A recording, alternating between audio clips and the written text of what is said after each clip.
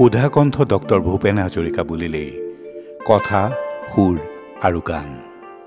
তেওঁৰ কথা, সুৰ, গানেৰে বৈ আহে কেৱল প্ৰেৰণা। সুধাকণ্ঠৰ গীতে বুকুত জগায় মানৱতাৰ শইচ।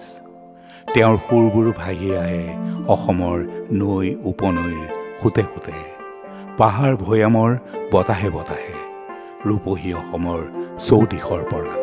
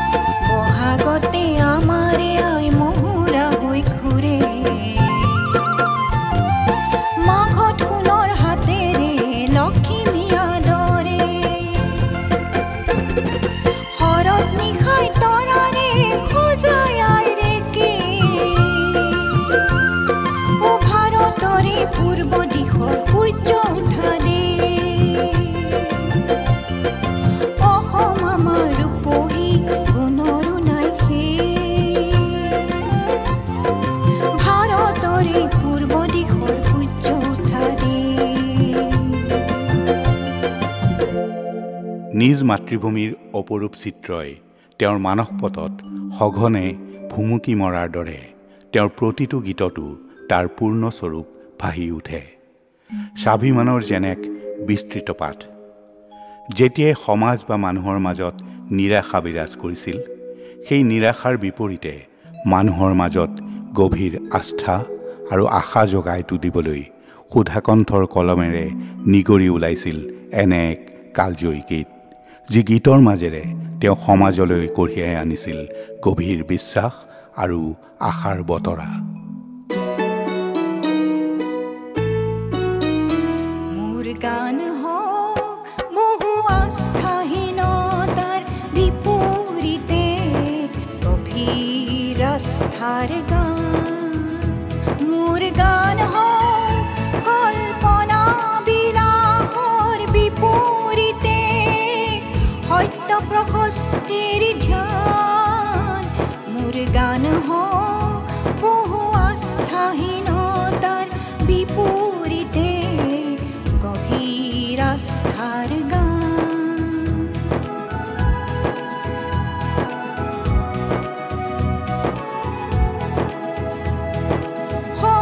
সমসাময়িক সংঘাত জীৱনৰ জ্যোতি প্ৰপা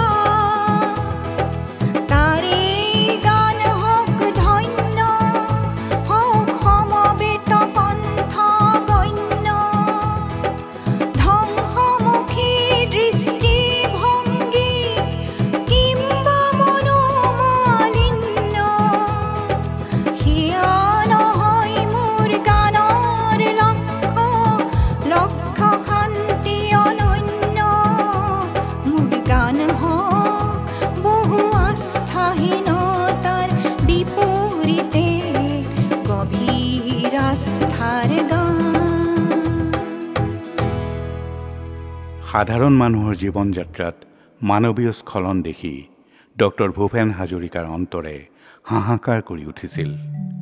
লুইত পাৰৰ বিশাল জনতাৰ অজ্ঞানতা আৰু লগতে সুনেতৃত্বৰ অভাৱত হোৱা দুৰৱস্থা দেখি প্ৰতিবাদবিহীন হৈ অবিৰামভাৱে বৈ থকা লুইতকে উদ্দেশ্যি হৃদয়ৰ আবেগ উজাৰি তেওঁ নিজৰ ক্ষোভ প্ৰকাশিছিল গীতৰ মাজেৰে। এয়া যেন এক কৰুণ আবেদন মানুহৰ দুখ কষ্ট, সামাজিক অবিচাৰ আৰু নৈতিক অৱক্ষয়ৰ বিৰুদ্ধে।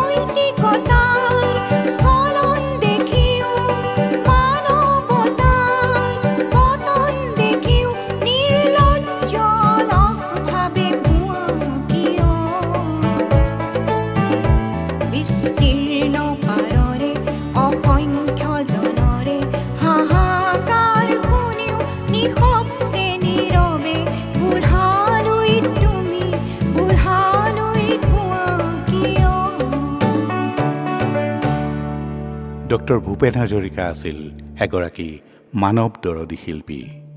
সেয়ে সমাজত শ্ৰেণী বৈষম্য আৰু শ্ৰমজীৱী মানুহৰ প্ৰতি অৱহেলা আৰু বঞ্চনাৰ দিশটি তেওঁৰ গীতত স্পষ্টৰূপে প্ৰতিফলিত হৈছিল। শ্ৰমিকৰ জীৱনৰ ঘাম আৰু পৰিশ্ৰমৰ বিনিময়ত সমাজৰ উচ্চবিত্তসকল কেনেকৈ লাভান্বিত হয় তাৰেই এখন স্পষ্ট ছবি তেওঁ তেওঁৰ গীতৰ মাজেৰে তুলি ধৰিছিল।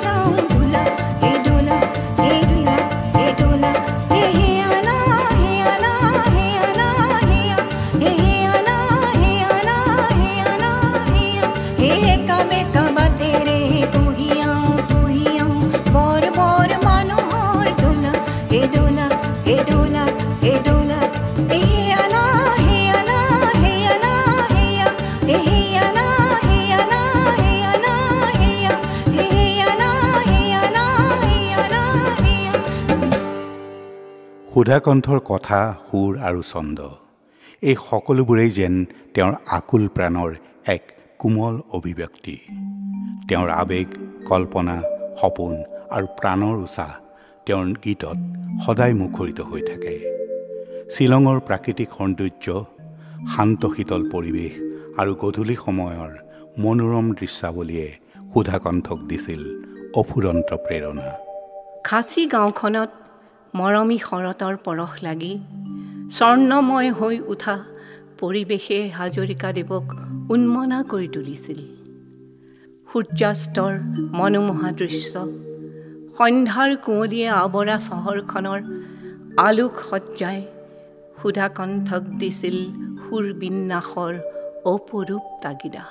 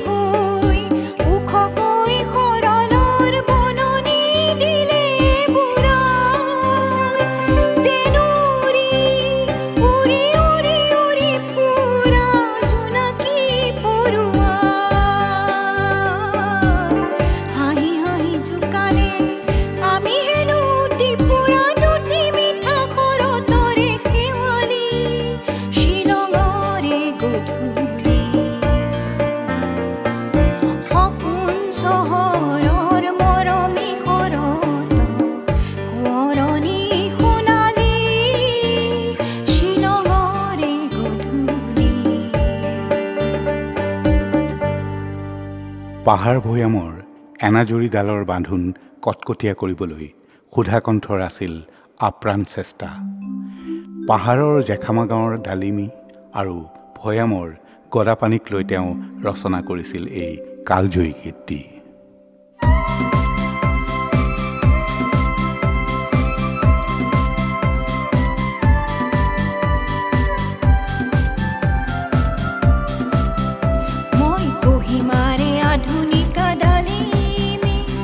গদাপানী আধুনিক ভৈয়ামৰ আমি আজি দুয়ো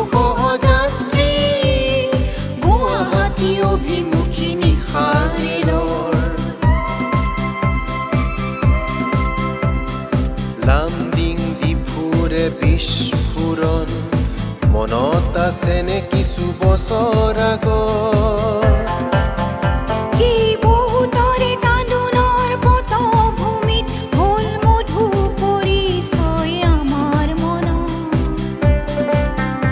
আজি মই হলো অসমৰ নবোৱাৰী, জোৱাই হলো মই তোৱেন চাঙৰ আমি দুয়ো পূৰ্ব ভাৰতীৰে জিয়া প্ৰতীক সমন্বয়ৰ লক্ষ্মীনাথৰ সেই ডালিমিও নাই, আৰু ময়ো নহয় তাহানিৰ গদাধৰ তথাপিও আজিৰে মিলনে আমাৰ বাৰে বাৰে সোঁৱৰাই কথা অতীতৰ তুমি কহিমাৰে আধুনিকা ডালিমি মই গদা পানী আধুনিক ভৈয়ামৰ আমি আজি দুয়ো সহযাত্ৰী গুৱাহাটী অভিমুখী নিশাৰিলো।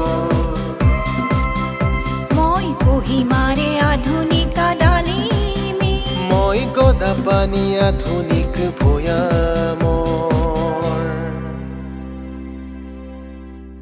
সমাজৰ বিভিন্ন শ্ৰেণীৰ লোকৰ মাজত ঐক্যৰ ভাৱ প্ৰসাৰ কৰিবলৈ ডক্টৰ হাজৰিকাদেৱৰ আছিল অহৰহ প্ৰচেষ্টা।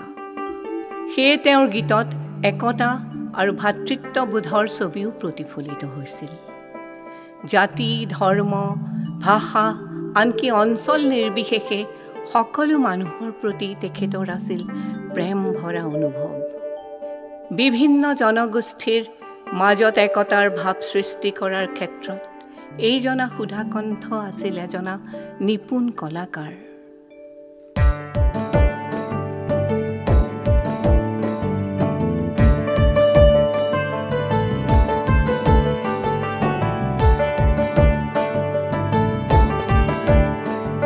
হে ৰাধা চূড়াৰ ফুল গুজি,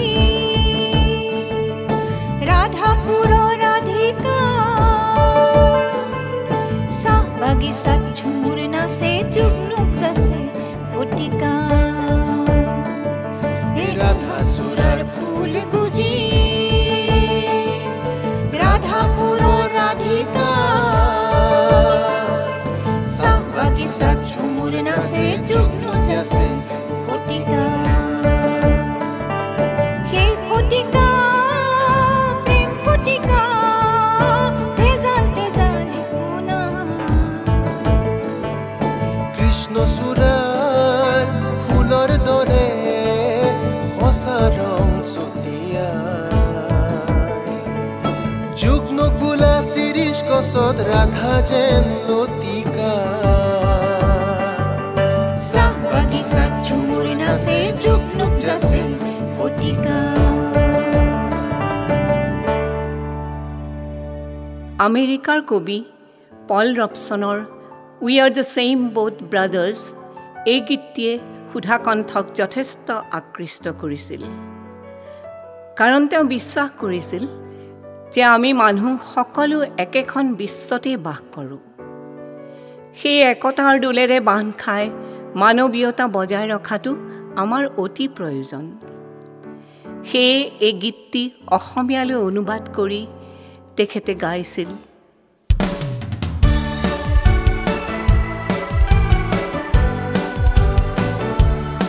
We're in the same boat, brother.